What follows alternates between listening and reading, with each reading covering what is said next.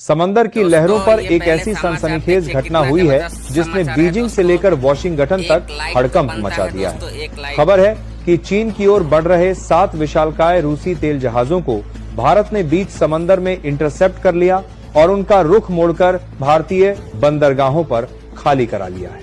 इस घटना के बाद चीन बुरी तरह बौखला गया है और भारत पर समुद्री दादागिरी का आरोप लगा रहा है। लेकिन क्या यह वाकई दादागिरी है या भारत का वो मास्टर स्ट्रोक जिसने ड्रैगन की कमर तोड़ दी है? इस घटना के बाद बीजिंग में मातम पसरा है और बौखलाया हुआ चीन अब भारत पर समुद्री दादागिरी का आरोप लगा रहा है। लेकिन सवाल यह है कि क्या वाकई भारत ने जबरदस्ती की है या फिर ये प्रधानमंत्री मोदी और अजित डोभाल का वो साइलेंट ऑपरेशन है जिसने चीन के एनर्जी कॉरिडोर की कमर तोड़ दी है? आज की इस विशेष रिपोर्ट में हम उस एक्वा टाइटन के बारे में बताएंगे जिसने बीच समंदर में यू टर्न लेकर पूरी दुनिया को हैरान कर दिया। बने रहिए हमारे साथ, क्योंकि आज भारत ने साबित कर दिया है कि समंदर का असली सुल्तान कौन है। दोस्तों, इस समय पूरी दुनिया की नजरें हॉर्मुज जलडमरू मध्य और मिडिल ईस्ट में घट रही घटना पर टिकी हैं। ईरान, अमेरिका और इजराइल ने पूरी दुनिया में तेल का संकट खड़ा कर दिया है। हर देश इस बात से डरा हुआ है कि अगर ईरान का यह बढ़ता तनाव लंबा चला तो उनकी गाड़ियां और फैक्ट्रियां कैसे चलेंगी। लेकिन इसी संकट के बीच भारत ने एक ऐसा दांव खेला है जिसने चीन के रिझाऊ बंदरगाह तक पहुंचने वाले तेल को भारत के न्यू मंगलौर पोर्ट की तरफ मोड़ दिया है। इस पूरी दास्तां का हीरो है एक्वा टाइटन नाम का एक विशालकाय एफ्रामैक्स टैंकर।